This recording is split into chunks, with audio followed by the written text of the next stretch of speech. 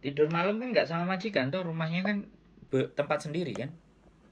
Kalau majikan tuh dua, di PK-nya kan ada 2 orang dewasa.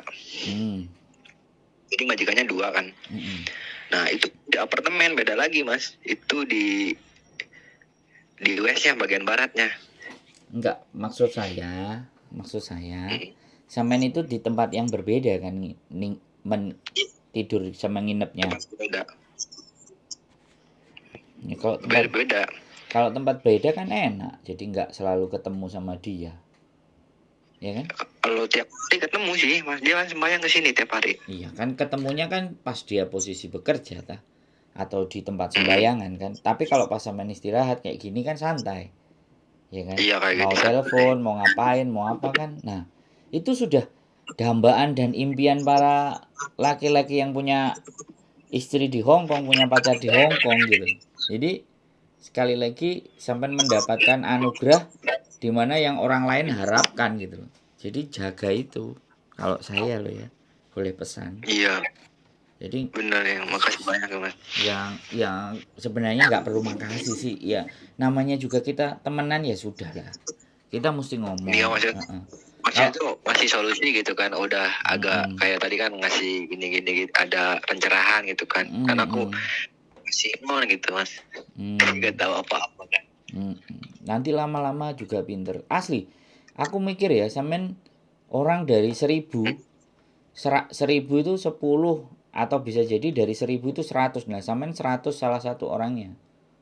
100 yang bisa dapat pekerjaan intinya legal. Nah, nanti pelan-pelan ya, sekali lagi pelan-pelan sampean sambil mengetahui, nanti coba apply SIM.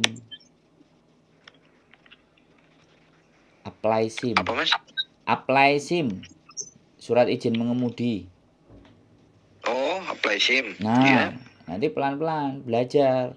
Kalau suatu saat sampean meluangkan waktu dan ada tabungan, ya kan, sampean Hmm. bisa apply SIM karena sampean KTP-nya kan domestic worker, dan minimalnya nanti suatu saat ya kalau udah kerasa deket sama majikan ya udah terus ngomong baik-baik, aku boleh nggak apply SIM dan kayak gitu tuh kan. Minta izin karena kan Hmm. memang kita domestic worker kan. Jadi kalau domestic worker harus ada izin. Nanti coba, atau kita coba tanpa izin, kita apply SIM. Nah, ketika kita apply, nanti sampean tak kasih tahu ke teman-teman yang ujiannya bagaimana, terus les mengemudinya di mana, terus bayarnya berapa, tujuannya apa. Jadi the next level, misalnya setahun atau 2 tahun, sampean bisa pegang SIM, levelnya naik lagi mas. Apalagi sampean, Levelnya lagi. kenapa? Level maksudnya Muhammad ya kasarnya gaji gitu naik Iya lagi. dong. Gaji Hmm. bisa 17.000, 16.000. Wah, oh, gila. Loh, Hampir 5 kali lipat ya. iya, makanya makanya sekali lagi ini step-step atau tahap level, Mas. Hmm. Jadi kita hidup kan nggak mau stuck begini-begini saja. Itu pun kalau sampean punya pemikiran ke sana. Tapi kalau ada beberapa teman-teman yang sudah di zona nyaman, ya sudah, saya nggak bisa ngomong kan.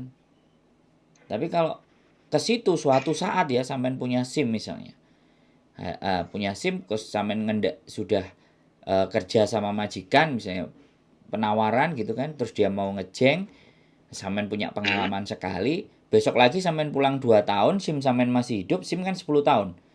Sampean pulang 2 tahun, 3 tahun, apply lagi SIM, orang butuh supir, sampean bisa berangkat lagi sewaktu-waktu. Begitu ada yang ngejeng. Oh, Kalau SIM jauh lebih keren lagi itu. Jadi nggak kayak keterika cuti apa semua. Kita istirahat setahun di rumah bisa. iya ya. Itu kayak ada jalur khusus gitu ya. Iya, nanti saya bilang kenaikan level. Apalagi sampean dari suaranya mungkin kelihatan masih muda. Iya. Iya masih. Aku boleh nyebutin umur mas. Kenapa? Boleh nyebutin umur. Boleh, kalau umur nggak apa-apa. 26 jalan Ya, 26. siapa tahu nanti kalau saya ada bisnis bikin teh pucuk, sampean bisa belajar nyopir, pindah haluan ganti. Sampean kerjanya sama Insya Allah. saya Insya Allah. di gudang Seiring berjalannya waktu gudang lah ya. gudang minuman. Kan sekali lagi kan tidak menutup kemungkinan. Iya benar. Nggak tahu Jadi juga ya kan ada yang tahu ke depannya bagaimana gitu lah kan. kan siapa juga nanti nggak jadi ketemu sama saya, ada seorang dadai cantik orang Hongkong terus naksir sama sampean, terus sampean dinikahi, setelah sampean dinikahi, Mas kita mau bisnis apa nih, aku ada KTP nih, nah kan gitu bisa juga malah Aku sampeannya. pernah kejadian lucu di sini tuh Mas. Gimana? Canggung gitu kan. Baru pertama ke sini 2 minggu pertama kayaknya. Nah ini masih muda tapi bingung mau nyebutnya gimana gitu kan manggilnya. Aku manggilnya Dadai kan. Dadai cosan gitu kan. Hai Dadai nah. Lengloy nah. Kiu meha gitu kan. Kiu meha Cece ya. Pengennya dipanggil Cece gitu. Cece Lengloy. Kemleng gitu kan. Tempat saya kan. Baik-baik kan. Pengunjungnya baik-baik Mas. Iya. Bersyukur banget gitu. Iya. Karena begini, kuil biara itu tempatnya nek orangnya kita Indonesia, orang-orang yang fanatik, paham kan? Orang yang selalu berdoa, gitu. Orang-orang berusaha mendekatkan dirinya sama Sang Pencipta. Itu kayak gitu kalau di tempat kita. Ya ibaratnya kalau kita orang kita ya orang yang sering pengajian, orang yang sering ibadah, yang kayak gitu. Makanya taat ibadah lah intinya. Nah, baik-baikin aja, keep smile semuanya. Lama-lama kalau ada yang asik kan kenapa tidak? Kan. Loh, kemarin itu ada anak kapal ya nggak tahu anak NTT atau NTB ya. Dinikahin sama orang Hongkong. Nah, orang Hongkongnya perempuan. Nah, ini jarang. Mas. Yang banyak laki-lakinya orang Hongkong, ceweknya orang perempuan. Itu paling banyak. Tapi ini ada. Jadi laki-laki dinikahin sama orang Hongkongnya perempuan. Bisnisnya online. Nah, si cowoknya itu orang kapal katanya. Dulu anak NTT kalau nggak NTB. Kemarin kerja di restoran Korea. Ikut taekwondo. Masuk kapal tuh pelayaran? Iya, pelayaran. Ya aku juga nggak ngerti. Nggak tahu bahasa Inggrisnya bagus atau kenalnya di mana. Tapi intinya dia dinikahi.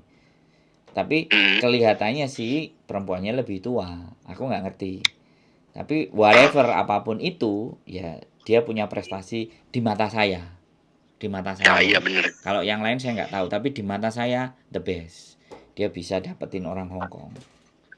Jadi bukan kastanya tinggi ya, bukan, tapi ya aku nggak ngerti caranya dia kok sampai bisa gitu. Jadi hal terjadi juga bisa seperti itu. Makanya semakin kita orangnya baik, semakin kita merendah, semakin kita nggak banyak tingkah, pintu-pintu itu kebuka semua Mas jalan. Apalagi sampean kantonis mulai bisa, laku itu bener Mas. Sopir laku keras itu.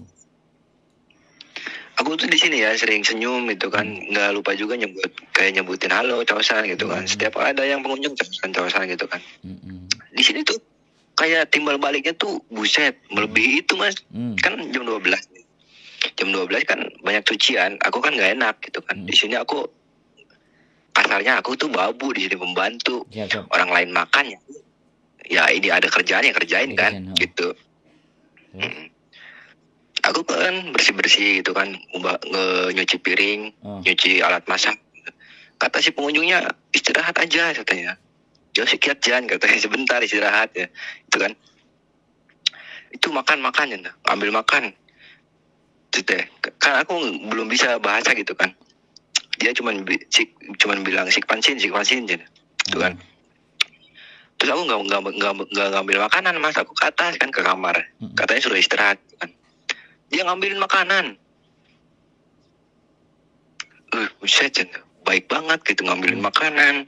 Terus besoknya lagi dia ngasih baju. Yang pengunjung tuh Mas. Bagus tuh. Iya di sini sih menurut saya pribadi gitu ya, asal nurut gitu. Terus ada yang apa ya kayak nyuruh ngambil ini ngambil itu, di bawah kan jauh. Manggul gitu kan. Mau gitu. Kayak kebeli lah gitu, hatinya tuh kebeli gitu. Pinter sampean. Itu power Mas. Itu bagi saya powerful. Jadi kekuatan yang dari dalam, aku nggak ngerti ya. Mungkin sampean sebelum di sini aku nggak ngerti apa sering ketipu atau patah hati atau dikecewain banyak perempuan, aku nggak ngerti. Tapi ketika ngelihat nyampe di sini, kehangatan itu muncul ke dalam diri sampean, ya bisa jadi sampean selalu menanamkan hal yang baik di sebelum datang ke sini gitu. Iya. Aku percaya itu gitu. Nggak mungkin anak. Jadi di saat sesuatu itu diperebutkan banyak orang, diinginkan banyak orang, tapi kita sendiri bisa, yang lainnya nggak bisa. Ini pasti ada sesuatu kekhasan dan kespesialisan apa yang ada dalam diri kita. Nah itu kan nggak perlu diceritakan ke saya. Aku cuma menebak apa mungkin waktu di Indonesia sampean sudah susahnya banget, atau waktu di Indonesia sampean orangnya nurut, atau di Indonesia sering patah hati, cinta dikecewakan, kan nggak tahu juga. Iya, itu mah yang tahu aku sendiri gitu. Ya, kan sampean yang tahu sendiri. Tapi saya meyakini kemarin juga ada anak jadi turis berangkat, aku disamperin ke rumahku dari Ponorogo, datang 2 kali, akhirnya dia masuk Hong Kong. Tapi dengan jalan turis, dengan jalan kosong. Ya sampai sekarang dia sudah nggak menghubungi saya. Tak pikir ya kalau orang sudah tidak menghubungi saya itu sudah enak hidupnya. Dan saya nggak berharap juga dihubungi, ya berarti ya sudah, alhamdulillah. Saya nggak berpikir hal yang buruk. Nanti kalau buruk dia pasti telepon saya. Karena saya udah terbiasa dikabarin hal-hal yang buruk. Hal yang jelek-jelek ditimpakan ke saya, ditanyakan ke saya, diajak diskusi hal-hal yang buruk, gimana supaya baiknya, saya sudah terbiasa. Jadi kalau justru kayak sampean ini, kabar beritanya malah hal yang bagus, yang baik, wah ya keren. Cuman kan nggak perlu dihiraukan agent, majikan oke, lingkungan sekitar mendukung, pasti. Ada yang ibadah. Bentar mas, ada yang ibadah. Oke, ya wis, lanjutin. Siap. Enggak, tapi udah pulang kayaknya. Oh nyapa. Mau bilang itu, nyapa. Sampean duduk di depan lah, di depan rumahnya, atau di depan teras gitu, sehingga mereka bisa ngelihat. Enggak. Ini ada suara apa kan? Kan kalau nggak apa-apa kalau jam segini, kalau kan waktu kerja tuh, jam udah selesai. Si majikan juga kalau istirahat ya istirahat, mau telepon mau ngapain gitu dibolehin. Masuk ini. Nongkrong ngopi malam-malam gitu kan, selesai jam 9 berangkat dari sini, nyampe sana jam 10 nongkrong ngopi kan. Ya kalau nggak dimarahin, kalau dibolehin. Cuma jauh mas, dari jalan raya ke kuilnya tuh naik tangga kan. Nggak penting mas, saya itu tukang naik gunung, saya anak Mapala, saya anak mahasiswa. Saya anak Mapala, anak mahasiswa pecinta alam. Ku kampus dulu, kerjaan saya naik gunung, kerjaan saya tidur di hutan. Jadi nggak berjadi soal, malah nyari pingin yang tenang-tenang kayak gitu. Nggak tahu nanti tak ngomong sama istri kalau dibolehin. Aku tak ke tempatnya Mas Iki. Kalau sampean juga dalam artian, kalau Sabtu kan Sabtu malam kan sampean libur hitungannya. Boleh lah nanti ngopi di situ, nongkrong, atau kita mbak kompor bikin konten seru kan. Oke, tadi rencanain lagi gitu kan. Iya, pokoknya sampean udah posisi aman, kabar-kabar. Mas boleh main ke sini, boleh. Asik. Aku cari yang kayak gini gitu, teman-teman yang kedepannya nanti ada potensi dan masih muda. Masih muda mas. Jadi iya 26 jalan mas. Nah, lahiran 97. Masih banyak itu hal-hal Hongkong yang sampean semakin hari semakin pintar. Apalagi bujang itu, janda-janda orang Hongkong itu udah nungguin semua. Jangan itu dulu lah. Kalau one KTP enggak, maksudnya kan ke depan itu banyak hal yang bisa terjadi, tapi ya sudah, karena memang baru. Iya. Saya ngomong kayak gitu itu kan penggambaran di bagian depan supaya sampean tidak fokus kepada permasalahan pekerjaan, tapi berfokus kepada tumbuh dan berkembang next levelnya bagaimana. Kalau pekerjaan itu kan ya terus gitu aja kan. Nah, kalau kita pinter ya mungkin kita nabung di Indonesia, kita punya investasi apa. Tapi di Hong Kong sendiri kan punya punya kans, punya peluang, punya jalur, punya jalan, ada banyak hal. Saya dulu juga sampai enak masuk sudah tinggal sama majikan. Saya masuk tidurnya di Victoria Park, Mas. Victoria Park. Iya, saya tidur di situ. Suhu 16-17 derajat. Pertama kali saya dua kali saya masuk ke Hong Kong. Yang pertama kali karena tour, karena masih di perusahaan, jadi dapat reward. Yang kedua saya udah tekad gelandangan. Tapi bahasa Inggris, Mas. Bahasa Inggris saya. Awalnya tuh. Saya bahasa Inggris. Makanya kalau sampai sekarang teman-temannya istri atau majikan-majikan yang ngomong, "Kamu kenapa udah lama kok nggak bisa bahasa Kantonis?" Karena di rumah sama. Kenapa? Sama kayak temen aku yang di sini, Mas. Temen aku kan di sini Inggris. Dia Kantonis nggak terlalu, Mandarin nggak terlalu. Jadi orang Indo tuh di sini ada 3 ya. Yang kuil atas 1, cuman beda kuil, beda majikan yang di atas, Mas. Tapi juga ke atas. Yang di atas tuh Taiwan kan, dia Mandarin. Yang cuti dia Inggris. Lah saya ngedepaninnya Kantonis. Keren. Jadi 3 bahasa itu. Mantap. Lah kok bisa gitu ya? Tadi kan juga ketemu sama orang yang di atas. Kita itu tiga orang ya, orang Indo gitu. Kok bisa ya Inggris, Mandarin, Kantonis? Tapi baik ya semuanya, nggak sok-sokan atau nggak apa, nggak gitu nggak. Baik-baik semua, alhamdulillah, Mas. Kuil itu berarti imbasnya kuil itu kuat. Ya kan, tempat ibadah soalnya. Terlepas apapun agamanya ya, tempat ibadah hati orang-orangnya ketata ya kan, punya adab. Yang cuti aja kemarin aku kan seminggu yang ngajarin ketemu. Hampir tiap malam ngasih makan, terus ngasih patatong juga, ngasih baju. Nah yang di atas ngasih sepatu. Alhamdulillah baik-baik, Mas. Asli baik-baik lah. Aku penasaran semakin sama orang-orang baik ini. Pengen tak samperin ke sana nanti. Siap. Jadi cuman yang aku khawatir kan ini loh agent gitu. Dia bilang majikan mulai nggak suka katanya. Kamu jangan gini-gini, jangan ngerokok gitu. Siap. Agentnya cowok cewek? Agentnya cewek. Indo juga dia. Iya Indo. Pacarin aja lah. Ayo Mbak kita traktir makan. Jahat kelihatannya agent. Kayak apa ya, kayak cuek gitu. Iya harus begitulah Mas. Intinya gini loh.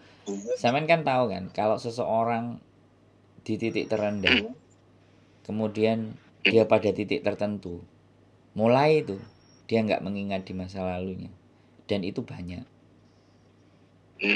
Nah, anggap aja begitu. Culture shock, bahasa kerennya itu culture shock. Kalau bahasa Jawanya kere munggah bale. Tapi aku kadang mikir jelek gini, Mas. Kamu tuh misalkan beli apa-apa di Indo karena ini loh, karena pahlawan ini gitu kan. Kadang mikir gitu. Semua nih ya, kalau aku nggak apa-apa gitu kan, manggul koper gitu, TKW kan. Aku ya panggilin koper gitu. Maksudnya tuh yang baru datang loh, yang baru datang dari Indo gitu. Udah siang kan, udah jam berapa ya kemarin? Hampir jam 3. Aku tanya dia, udah makan Mbak? Belum katanya. Dia belum makan dari pagi, itu nggak ngasih makan, nggak apa. Walah, untung aku bawa biskuit, nih Mbak biskuit gitu. Dia tuh kayak lemes banget, kayak mau pingsan gitu Mas. Kan pakai transport umum ya, nggak pakai pribadi.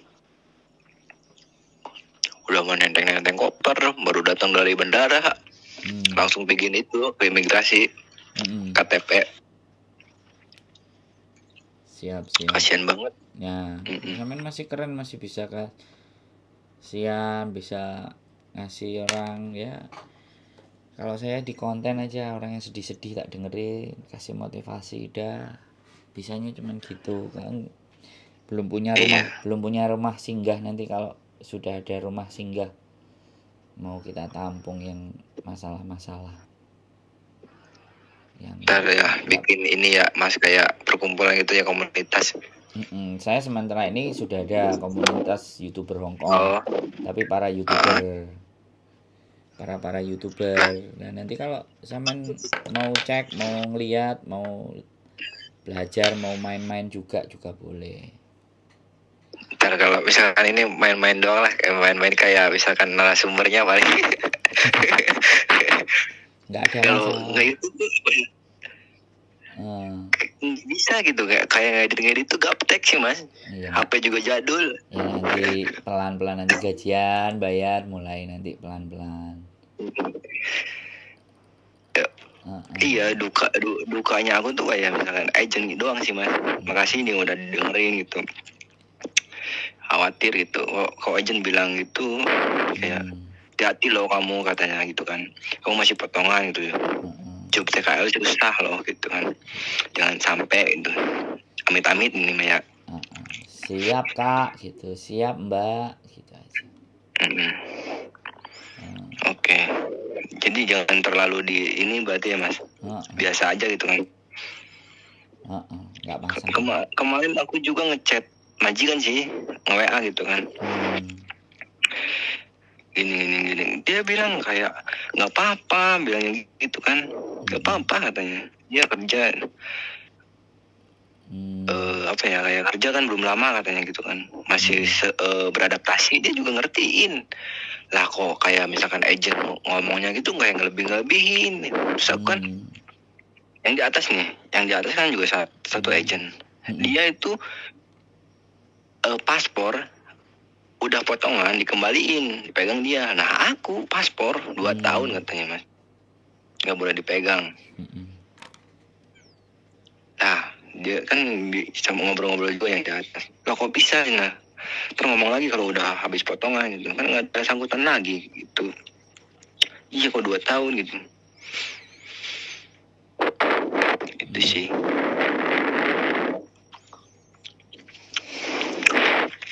Jadi sebelumnya juga pernah ngomong tuh agent tuh, kerja di kuil ini tuh nggak tahu kuil ini atau kuil atas ya, nggak ada yang betah katanya, nggak ada sampai yang finish gitu mas.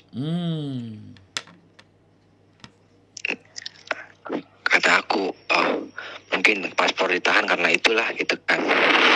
Kalau misalkan aku gambarannya ke kerjaan lah, padahal kerjaan gini-gini aja gitu. Paling berat manggul semen gitu, manggul pasir sekitar 50-60 kilo lah. Paling yang beratnya itu doang, tapi itu pun selama aku mampu gitu ya udah, itu ngapain juga, kerjaan itu doang sih.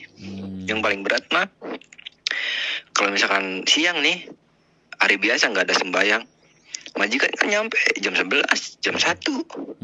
Kita kan kerja mulai setengah 7 jam 9 kelar. Nah lah kok kerjaannya nyantai kan, paling jam 10 kerja lagi gitu, udah di schedule gitu kan mas. Oh jam 10 kayak misalkan nyapu semua halaman gitu kan. Nah kelar tengah 11 gitu kan, rehat lagi 15 menit. Nah sekitar 10.45 ngepel lah gitu kan, udah di schedule gitu. Ngepel, jadi pas majikan kesini ya kita lagi kerja gitu, enak. Masuk. Keren, samen ini bagiku, bagi aku cerita, kalau ada kan cowok itu kebun, tapi aku belum pernah dapat detail ceritanya begini, ngebun, nyangkul apa, saya belum pernah dapat detailnya. Tapi begitu samen yang di kuil ini, saya punya gambaran detail pekerjaan samen, dan samen merasaan, segini-gini aja ya gue kerjain aja lah. Jadi itu yang aura positif yang saya tangkap gitu loh. Ngerti nggak samen? Karena orang awalnya pasti akan ngeluh ya, apalagi cowok. Bagiku cowok ngeluh itu bukan sesuatu yang apa ya, jadinya kayak sampean tahu sendiri, anak ketipu datang ke sini udah bayar duit sekian nggak dapat, kan banyak tuh cerita. Aku bilang come on, kamu itu laki-laki men gitu loh. Jadi aku dulu aja datang ke sini nggak pernah ngomong apa jenenge, aku boleh dong numpang di tempatmu, bisa nggak kamu bantu saya nggak pernah. Yang saya tanyakan ke mbak-mbak semuanya di Hongkong yang saya kenali, mbak kira-kira ada kerjaan nggak, atau mbak saya bantu angkat-angkat kalau boleh. Saya sampai kayak gitu loh. Ada penjual jamu, saya bilang boleh nggak aku bantuin kamu jualan. kan kayak gitu. Aku pernah, maaf nih potong lagi ya Mas. Boleh. Aku tuh ngeluh seminggu Mas. Minggu pertama aku ngeluh. Aku kan orangnya penakut ya. Cuman itu doang, ngeluhnya dari penakut. Kalau misalnya kerjaan ngangkut-ngangkut barang, capek gitu, udah dipikirin resikonya ke luar negeri gini lah. Apapun kerjaannya, aku udah ambil resiko gitu. Lah pas sampai sini, walah aku tuh penakut. Nah, beraniin Mas. Apalagi di kuil gitu kan, gede kuil. Patung kan, malam lagi, sendirian. Seminggu aku ngeluh. Ya aku kayak baca-bacaan gitulah. Mintakan ke orang tua, ke bapak tuh, kamu baca ini katanya, baca ini, mau mau tidur atau bangun tidur gitu, mau kerja. Jalan minggu kedua, alhamdulillah itu Mas, hilang kayak rasa penakut tuh. Ya karena udah nyantai gitu, nggak ada beban. Nah, jalan minggu kedua tuh aku langsung kayak ditulis tiap pagi ngerjain ini. Nah itu udah mengadaptasi sih, 2 minggu adaptasi kerjaan tuh. Udah nggak usah. Jadi agent itu sudah enjoy, nikmati pekerjaan, majikan nggak komplain, terus sampein juga ke majikan pelan-pelan. Kalau ada sesuatu yang aku salah, aku nggak baik, aku nggak bener, kamu sampaikan ke saya ya. Wah, sampai nih ngomong kayak gitu sama majikan the best. Sama majikan yang ngejeng sampean lo ya, jangan sama yang lain-lain. Jadi yang benar-benar sampean tahu majikan sampean yang ngejeng, sampean ngomong kayak gitu. Aku salah, aku boleh ditegur, aku boleh diingetin. Aku boleh kamu misalnya ada perubahan jadwal untuk ini ke sini ke situ, sampein ke saya. Siap. Dengan kayak gitu ngeri, Mas. Jadi kadang banyak orang yang ketika bekerja udah egonya naik. Saya dulu ngerantau juga kayak gitu Mas. Saya datang ke Jepang, ketemu dengan anak-anak di Jepang, ya udah, pokoknya mana ini lagi yang diangkat, mana ini yang diangkat, mana ini yang diangkat. Di saat yang lainnya kayak sampean tadi yang saya masih kerja ya kerja, istirahat ya aku ke depan, kalau dikasih makan ya aku terima. Jadi aku selalu kalau kita bilang waktu di Jepang itu kakak tertua ya, karena memang pekerjaannya dari dia yang manggilin satu-satu, terus aku selalu bertanya apalagi yang mau dikerjain. Semuanya padahal sudah mulai duduk, aku masih belum duduk, aku masih bertanya ada yang mau dikerjain lagi nggak kira-kira. Nggak usah, duduk aja dulu, yang lainnya pada duduk. Oh oke, gitu, aku duduk. Jadi aku berusaha kayak gitu, karena mau nggak mau aku harus diterima dulu di lingkungan itu, karena mau nggak mau itu akan menjadi masa depanku nanti. Makanya sekarang aku udah balik di Hong Kong, aku balik ke Jepang. Halo kakak ketiga, kapan adik adik muda mau datang ke sini? Yuk kita ngobrol, ngonten aja terus sini. Oh iya kakak, aku ngonten ke sana boleh nggak gitu. Jadi ya sini aja gitu, main aja. Jadi di situ aku senang. Padahal dulu itu aku nguli cuman berapa hari sama mereka, 2 malam Mas, 3 hari 2 malam. Aku cuman bantuin nguli sama mereka. Aku tanya sosial media mereka, aku inbox, dia balesin, dikasih nomor telepon. Makanya aku nggak khawatir. Makanya aku nggak tahu nih, kepingin sih bulan Maret pingin berangkat ke sana lagi. Nggak tahu mau refresh dikit lah. Tapi istriku aku nggak ngerti. Jadi ya enjoy dan nikmati. Nanti kita belajar step-step level kalau sampean mau, sambil ngelihat lingkungan. Dan sekali lagi pergaulan ini berat Mas, susah Hongkong ini. Syukur-syukur sampean masih di circle-nya biara, di circle-nya di situ. Kalaupun circle keluar itu tidak mampu mempengaruhi sampean. Kalau sampai kita yang terpengaruh ke circle yang di luar, ya sudah selesai. Aku pun kalau tidak mengakhiri semuanya untuk aku pingin punya keluarga dan istri, aku nggak tahu sampai hari ini tuh nasibku akan kayak gimana, saya nggak ngerti. Tapi saya bersyukur gitu loh. Nah ketemu dengan orang-orang sampean baik, dan yang di atas kuil itu teman sampean 3 ya, mudah-mudahan kapan kita nanti punya waktu dan kita ngopi lah. Ngopi asik. Beda-beda liburnya sih. Ya nggak Kalau apa. yang di atas minggu. Kalau enggak ya saya tak datang ke sana saja. Kan tidurnya juga udah sendiri kan, artinya nggak sama majikan. Misalnya boleh di bertamu sebentar nih, oh mas mau kenalan silaturahim, oh ya sudah tahu pulang lagi ya nggak masalah kan.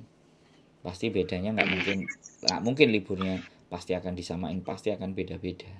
Karena ya butuh orang yang kerja, pastinya kan begitu, Mas. Oke. Wes, ada lagi kira-kira yang mau didiskusikan sampean? Cukup? Lain itu satu lagi ya. Berarti jangan terlalu mikirin itu ya, kayak omongan aja. Yang penting kita sama majikan Iya. komunikasi ya terjalin baik lah gitu ya, Mas. Jadi minta maaf ya, tunjukkan orang sopannya orang Indonesia, nunduk apa, karena dia orang biarawan, aku pasti orang di tempatnya kuil yang menyembah Tuhannya kuat. Kalau sampean punya adab yang baik, sikap yang bagus, nggak mungkin sampean akan dikeluarin. Ya cuman kalau rokok itu kembali ke diri sampean apakah masa depan sampean korbankan hanya sebatang rokok sing gak jelas, ya sekali lagi sampean pikirkan ulang.